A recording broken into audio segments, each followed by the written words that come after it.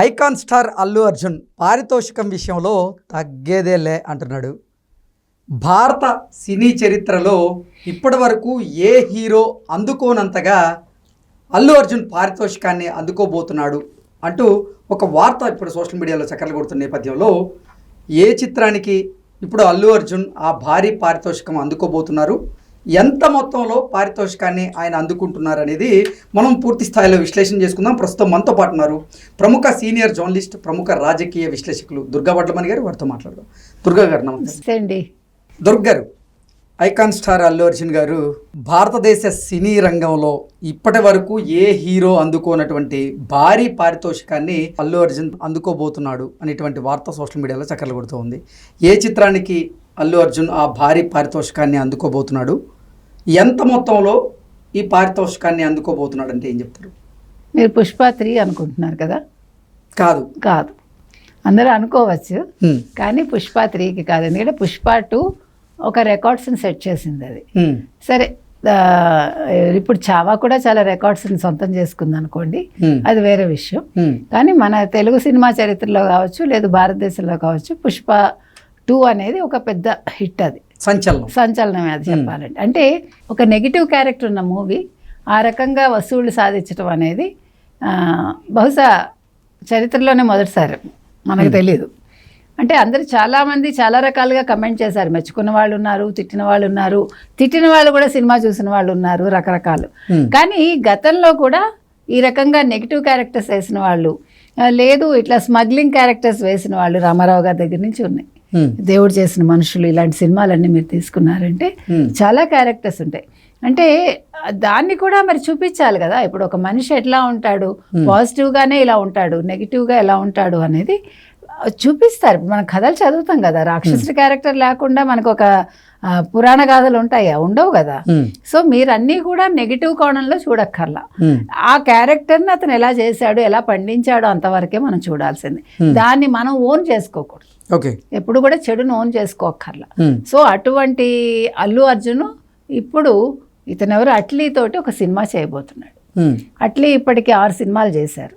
రాజారాణి నుంచి తీసుకుంటే మెర్సల్, బిగిల్, తర్వాత జవాన్, తర్వాత జాన్, బేబీ జాన్, ఇట్లా ఒక 6 సినిమాలు చేశారు ఆయన. మంచి ట్రాక్ రికార్డ్ ఉంది అతనికి. సో ఆ అట్లీతోటి ఇతను ఒక కొత్త సినిమా చేయబోతున్నారు. ఇంకా పేరు వెల్లడించలేదు వాళ్ళు. సో దానికి 175 కోట్లని ఫస్ట్ టాక్ వచ్చింది. ఆ తర్వాత ఇప్పుడు కాదు 200 నుంచి 300 కోట్లు అతని రెమ్యూనరేషన్ అని లేటెస్ట్ ఇన్ఫర్మేషన్. అంటే ఒక 300 కోట్లు ఇచ్చి ఒక డైరెక్టర్ ఒక సినిమా చేస్తున్నాడు అంటే అంటే ఇక్కడ 2 రకాలు. ఒకటి హీరో రేంజ్ పెరగడం, 2 అతనికి అంత మార్కెట్ ఉండడం. ముఖ్యంగా మార్కెట్ ఇక్కడ మనం అంటే ఒక హీరోకే 300 కోట్ల రూపాయల రెమ్యునరేషన్ పారితోషికాన్ని కనుక ఇస్తూ ఉంటే మరి ఎంత భారీ మొత్తంలో, ఎంత భారీ బడ్జెట్తో ఆ చిత్రం తెరకెక్కబోతుందంటారు? చాలా ఎక్కువ ఉండొచ్చు అండి. 2000 కోట్లు ఉంటుందా, 1000 కోట్లు ఉంటుందా మనకు తెలియదు. అంటే ఒక హీరోని వాళ్ళు అనుకుని, అంటే అతని రేంజ్ అంతలా ఉందా ఇవాళ, అంటే అల్లు అర్జున్ని నమ్మి వాళ్ళు 300 కోట్లు ఇస్తున్నారంటే, అంటే SSMB 29 ఏదైతే ఉందో దానికే 1000 కోట్ల రూపాయల బడ్జెట్ అంటున్నారు.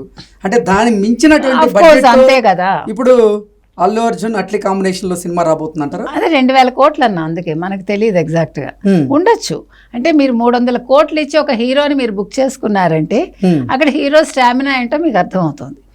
రెండోది, ఆ సినిమా రేపొద్దున ఎంత వసూళ్లు సాధిస్తుంది, అంటే ఎంత ఘన విజయాన్ని అందుకుంటుంది అనేది వాళ్ళు ఒక రేంజ్ లో చూసుకున్నాకే అతనికి 300 కోట్లు ఆఫర్ చేసి ఉండొచ్చు ఖచ్చితంగా. ప్లస్ మిగతా మీరు చెప్పినట్టుగా మిగతా నటీనటులకు ఇవ్వాలి, సినిమా ప్రమోషన్స్ చేసుకోవాలి, ఆ సినిమా ఖర్చులే బోల్డ్ అవుతాయి కదా. సో ఇవన్నీ దృష్టిలో పెట్టుకున్నాకే వాళ్ళు సినిమా డెఫినెట్ గా అనౌన్స్ చేసి ఉంటారు. ఎట్ ద సేమ్ టైం ఆ హీరోకి 300 కోట్లు ఇస్తామని ఉంటారు. అంటే భారతదేశంలో ఏ నటుడికి, ఏ హీరోకి లేనంత అత్యధిక పారితోషికాన్ని అల్లు అర్జున్ గారికి ఇప్పుడు ఇవ్వడం వెనక కారణం ఏంటంటే ఏం చెప్తారు? అంటే తెలుగు చిత్ర పరిశ్రమ ఈరోజు అంటే ఆ రేంజ్లో ఉంది. మొన్న ఎవరు జావేద్ అఖ్తర్ అన్నాడు, చాలా అంటే ఒక రకంగా అది కొంచెం మనకి తక్కువ రకం కమెంట్స్ దాన్ని తీసుకోవాలంటే. హిందీ హీరోలతో చెప్తున్నాడు ఆయన, మీరు ఏ సినిమా చేసినా హిందీలో హిట్ అవ్వట్లేదు, తెలుగు వాళ్ళని చూడండి, ఒక ముక్కు మొహం తెలియని హీరోతో చేస్తేనే 700 కోట్ల సినిమా పోతుందని. అంటే మీరు దీన్ని పాజిటివ్గా కూడా తీసుకుంటారేమో నాకు తెలియదు. అంటే అతను చెప్పిన దాంట్లో ఒక సెటైర్ కూడా ఉంది అందులో, నాకు అనిపించింది.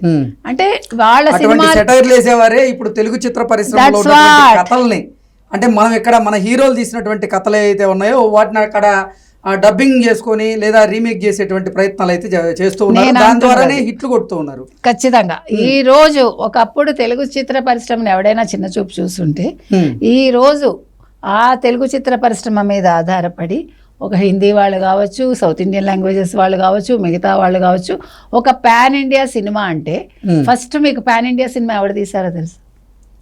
ఫస్ట్ తెలుగులో పాన్ ఇండియా సినిమా తీసిన వాళ్ళు తెలుసా మీకు? భానుమతి గారు. ఓకే. చండీరాణి అనే సినిమా తెలుగు, తమిళం, హిందీ 3 భాషల్లో తీసింది ఆవిడ. అంటే 3 భాషల్లోనూ అదే పాన్ ఇండియా. హిందీలో చెప్పుకున్నా మీరు అదే చెప్పుకోవాలి, తమిళంలో చెప్పుకున్నా అదే చెప్పుకోవాలి, తెలుగులో చెప్పుకున్నా అదే చెప్పుకోవాలి. కాబట్టి తెలుగు వాళ్ళు ఎప్పుడు కూడా తక్కువ కాదు. కాబట్టి ఇవాళ కూడా పాన్ ఇండియా రేంజ్ అనేది పెంచింది తెలుగు వాళ్ళే. పాన్ ఇండియా సినిమా అంటే ఇలా ఉండాలని చూపించింది. మొట్టమొదటి పాన్ ఇండియా చిత్రాన్ని చేసింది మాత్రం ఒక మహిళ అంటారు, మహిళ.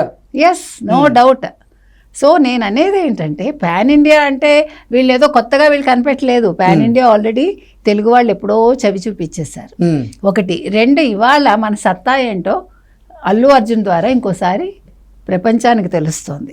తెలుగు చిత్ర పరిశ్రమ గొప్పతనం ఏమిటి, భారతదేశంలో తెలుగు చిత్ర పరిశ్రమ స్థానం ఏమిటి, ఒక హీరో స్థానం ఏమిటి, ఒక హీరో ఒక సినిమాని ఏ రేంజ్కి తీసుకెళ్లి హిట్ చేయగలడు అనేది ఇవాళ అల్లు అర్జున్ ద్వారా ప్రూవ్ అవుతుందండి.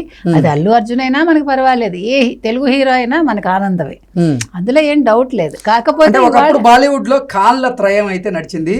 అత్యధిక రెమ్యునరేషన్ తీసుకున్నటువంటి హీరోలుగా కూడా వారికి ఒక గుర్తింపు అయితే ఉండేది. అయితే ఆ గుర్తింపును తిరగరాస్తూ ఇప్పుడు తెలుగు చిత్ర పరిశ్రమలో ఉన్నటువంటి హీరోలు అత్యధిక పారితోషికాన్ని తీసుకుంటూ ఉన్నారు. ఈ నేపథ్యంలోనే ఇప్పుడు అల్లు అర్జున్ కూడా నెక్స్ట్ తాను చేయబోతున్నటువంటి ఒక చిత్రానికి 300 కోట్ల రూపాయలు రెమ్యునరేషన్ తీసుకోబోతున్నారు. ఏంటి 300 కోట్ల రూపాయల రెమ్యునరేషన్ ఒక హీరో కంటే? అది అసలు ఏంటి, హాలీవుడ్తో సమానంగా చూడొచ్చా దాన్ని? ఖచ్చితంగా కళ్ళు చెదిరే రెమ్యూనరేషన్ అది. చెప్పాలంటే వినటానికే చాలా ఇదిగా ఉంది కదా. అంటే ఇవాళ మీరు చెప్పినట్టుగా ఖాన్ త్రయం ఏలారు అనుకుంటే ఇవాళ ఖాన్స్ ఎక్కడున్నారు? కొద్దిగా ఇంకా అంటే షారుఖ్ ఖాన్ ఒకటే కొంచెం మార్కెట్ ఉన్నట్టుంది పూర్తిగా ముగ్గురులో చెప్పుకోవాలంటే. సల్మాన్ కి తర్వాత ఉంది. సరే అమీర్ ఖాన్ మళ్ళా ఏదో చెయ్యాలి, నేను చేద్దాం అనుకుంటున్నాను అంటూ కథలు చెప్పుకుంటూ మళ్ళీ వస్తున్నాడు. కానీ అమీర్ ఖాన్ మార్కెట్ అయితే తగ్గిపోయింది. ఎప్పుడు కూడా నోరు దగ్గర పెట్టుకోకపోతే ఏంటి అనేది భారతదేశం ప్రజలు ఎవరికైనా చూపిస్తారు. అట్లా అమీర్ ఖాన్కి చూపించారు. ఏ రకంగా ఏంటి, భారతదేశంలో ఉండడం సేఫ్ కాదని కిరణ్ రావు అంటోంది అని అన్నాడు కదా స్టేజ్ మీద. నువ్వు భారతదేశంలో సేఫ్ కాకపోతే వెళ్ళిపో, ఎవడు సేఫ్ కాదనుకుంటే వాళ్ళు వెళ్ళిపోమనండి. ఇన్ని సంవత్సరాలు మీకు అసలు ఇన్ని కోట్లు ఎట్లా సంపాదించుకున్నారు మీరు, ఇంత చక్కగా ఎలా బతుకుతున్నారు మీరు, మీకు చెప్పే స్వేచ్ఛ వచ్చింది కదా, ఒక వేదిక మీద నిల్చుని చెప్పే స్వేచ్ఛ ఎవరిచ్చారు? ఇదే నువ్వు పాకిస్తాన్లో వెళ్ళి చెప్పు, నాకు పాకిస్తాన్లో ఉండే స్వేచ్ఛ లేదు అని అనమను మీ ఆవిడ్ని, లేకపోతే నువ్వు అను, ఎక్కడుంటావు అప్పుడు. కాబట్టి భారతదేశాన్ని ఎవడేదన్నా అనే ముందు ఎవడు సహించడండి. అందుకే వాళ్ళు ఎలా బుద్ధి చెప్పాలో ప్రేక్షకులు చెప్పారు, మనం కాదు. కాబట్టి ఎవరైనా సరే వాళ్ళు సవ్యంగా ఉండాలి ఇండస్ట్రీలో అనుకున్నా, ఎనీ ఇండస్ట్రీ, అది సినిమానే అక్కర్లా, భారతదేశంలో ఉండాలి అనుకుంటే మీకు నచ్చితే ఉండండి, నచ్చకపోతే మీ మార్గం మీరు చూసుకోండి అని చెప్తున్నా. ఏది ఏమైనా అల్లు అర్జున్ మాత్రం ఒక ట్రెండ్ సెట్ చేశాడండి.